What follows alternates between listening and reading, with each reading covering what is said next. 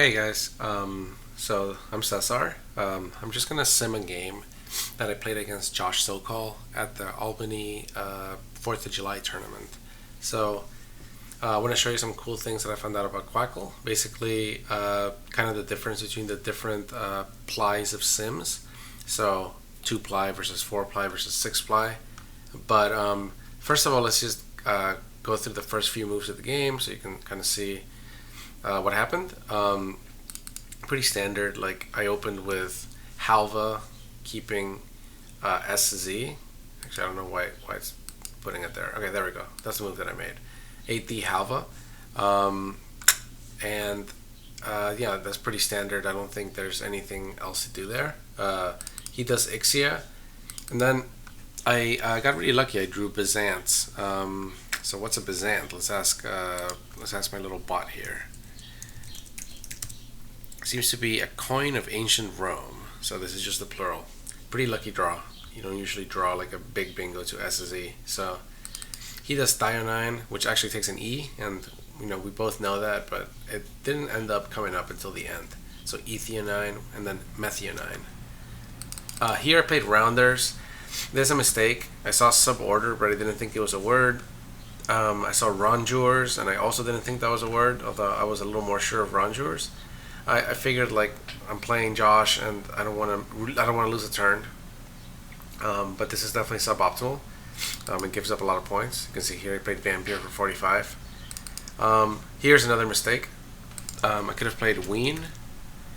That would have been 48 points, keeping DIY, but instead I played Dishy for a lot fewer, 39, and keeping WEN, which is also not that great of a leave because of the W. So yeah, so that's a big mistake. I remember I saw Ween and I thought, oh, that's only spelled WEEN, and I just chickened out on it. I need to study my fives before nationals. He does retooled. I do a new, which is kind of a small mistake. I think I should just do gnaw here, keeping care. It's a better leave. Yeah, you can. Let's do like a real quick sim here so you can just see the difference. Yeah, this is not, it's not a huge mistake, but actually I'm doing a 6-ply sim. Let's go to 2-ply. I'm not sure how to reset the sim. I'm gonna do this. Okay, let's do the sim right here. Yeah, so you can see NOS sims like the valuations like something like three points higher, maybe 2. Yeah, about 2 points higher. You can look at the details window, and it kind of shows you why. I mean, this one seems pretty normal. My opponent's next turn actually goes up after a new because it's easier to overlap here on the left for more points. And my score next turn after a new actually is below the one after Gnaw because Care is a better bingo leave. So yeah, so that was a mistake. But the extra 3 points from a new kind of make it not too big of a mistake. He does Hairless. I do Sequel here. I could have done Canceller or Clarence, but I have a long story here about how I'm just too nervous to play those words because I'm not sure if Canceller is 100% good. I didn't want to make any word mistakes and lose the game. He actually played Fisk here, which is only acceptable in Collins. So now suddenly I have a good chance to win because this puts me up by quite a bit. Losing a turn is really harmful in Scrabble. I do Queenie. I could have done Quays, but it's kind of funny because the reason I didn't do Quays is because when I challenged it off, he told me like, can you believe I couldn't hit the S? So then I know that I can leave this open and I can just do Queenie over here. So with his rack, he does ZOUK, which is a pretty nice play. This lane is potentially dangerous. I mean, it looks like hard to hit. There's only one N out, but some unbingo could like really like hurt me here. It could score a ton of points. Debtors. Yeah, so here I have a choice between playing borders or debtors. Those are really the only 2 moves to consider here because everything else like does not. What am I doing? nothing else really like scores as much or does what it needs to do. Like I want to kill this S. I want to kind of make it hard for him to score over here.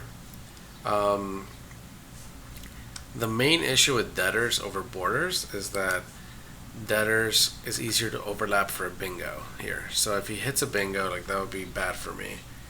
Um, Still, I didn't want to have to keep to draw like one of the three T's. I'm not sure if if I made the right choice here. Like debtor seems to sim a lot higher, a lot better. But if I do a 6-ply sim, so 6 plies means that each player takes 3 turns. Then actually debtors is even better. Yeah, so maybe debtors is fine. I do need to let it go for a little bit longer, but yeah, you can see the valuation here that debtors sims quite a bit better than borders. So yeah, so it's probably the right move. I still was not a huge fan of it just because it's so easy to overlap for a bingo, but if he bingos here, then I can like probably hit here and like maybe I'll survive it. But yeah, I mean this will put me up by 370 to 319. I guess one of the issues is that if I play borders and then I draw like a couple of T's and then he bingos over here, now I'm in trouble because I can't score that much with 3 T's. So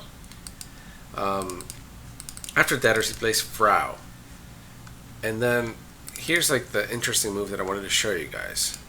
I have this rack AGGMRTU. We can do a 2-ply sim and you can see what happens. So yeah, so let's remove some of these plays.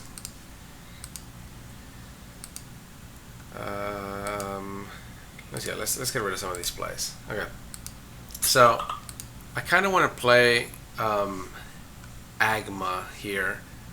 That's the first thing I saw. I saw Mag. I saw a couple of things to the E, like Mirage or Maugre or something like that. And this one's pretty nice because it blocks that U that I was talking about. It blocks the L. It doesn't block. It blocks the R, but it does not block the E. If you play something like Ragtag or Agma, it actually does. Well, Agma doesn't block anything on the right side of the board. It doesn't block this lane at all, but it does block this lane. That's really not that. I mean, this U lane. I keep talking about it, but it's actually not that not that easy of a lane to hit. Like you can. I mean, actually, even with the leaf that exists right now, you probably can't even hit it. On.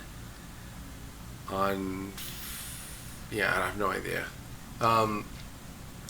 So, but okay. So let's get rid of Magar. Okay, so you can see here that Agma sims a lot better than Ragtag. Now, I strongly prefer Ragtag because Ragtag kills this lane on column N. Like, there's no S's seen anymore, so he can't bingo to column N if I play Ragtag. And I think that's got to be the play. Like, it also, like, I mean, I know I keep a U, but that's not a problem. Like, I'm up by enough that I can, like, survive, like, a lot of draws here. So, let's show the details to see what happened. Okay, so it thinks the reason why Agma is simming better because it thinks that after I play Agma, I have a much higher chance of bingo. And after I play Agma, he also has a slightly higher chance of bingo. Like I guess that lane on the right is not that important, but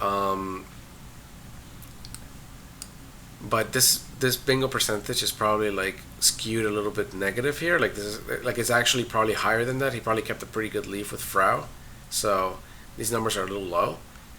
But my bingo percentages like are this seems like pretty low for for playing Ragtag, and that's only because I can only bingo to the bottom of the board. But I don't like care about bingoing right now. I just want to win this game.